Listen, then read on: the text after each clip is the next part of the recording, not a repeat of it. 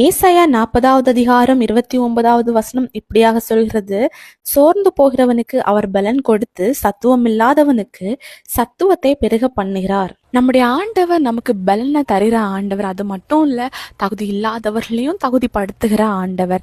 இன்னைக்கு நம்முடைய வாழ்க்கையில சில இடங்கள்ல பலன் இல்லாதபடிக்கு குன்றி போய் இருக்கிறோம். ஏன் பலன் இல்லை அப்படின்னா அதுக்கு காரணம் நமக்குள்ளாடி இருக்கிற ஒரு சோர்வு.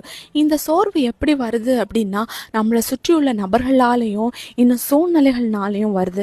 நம்மளால சில நேரங்களில் ஜெபிக்க முடியாது, துதிக்க முடியாது, பைபிள் வாசிக்க முடியாது. அது மட்டும் இல்லை, நம்ம நினைக்கிற காரியங்களை கூட நம்மளால செய்ய முடியாதபடிக்கு நமக்குள்ளாடி ஒரு சோர்வு, மனமடிவு, வெறுப்பு. அது மட்டும் இல்லை, நமக்குள்ளாடி இருக்கிற தாழ்வு மனப்பான்மை, இன்னும் என்னால் ஒன்றுமே பண்ண முடியாது, எனக்கு எந்த தகுதியும் இல்லை அப்படிங்கிற நம்மளுடைய ஒவ்வொரு நினைவுகளும் தான் நம்மள சோர்வுக்குள்ளாடி மாற்றுது. இன்னைக்கு நீங்கள் கூட இன்னைக்கு இப்படிப்பட்ட சூழ்நிலைகள்னால கஷ்டப்பட்டுட்டு இருக்கிறீங்களா? ஆனால் ஆண்டவர் உங்களுக்கு ஒரு புதிய பலனை தரப்போறாரு. நீங்கள் விழுந்து போன இடத்துல இருந்து ஆண்டவர் உங்களை தூக்கி விடுவார். தகுதி இல்லாத உங்களை தகுதிப்படுத்த விரும்புகிறாரு ஆண்டவர். கட்டாயம் உங்களை தகுதிப்படுத்துவார். அவரை விசுவாசிங்க. நீங்கள் விசுவாசிக்க விசுவாசிக்க ஆண்டவர் ஒரு புதிய பலத்தை தந்து நீங்கள் எந்த இடத்துல சோர்ந்து போய் நிற்கிறீங்களோ அந்த இடத்துல உங்கள் தலையை உயர்த்துவார்.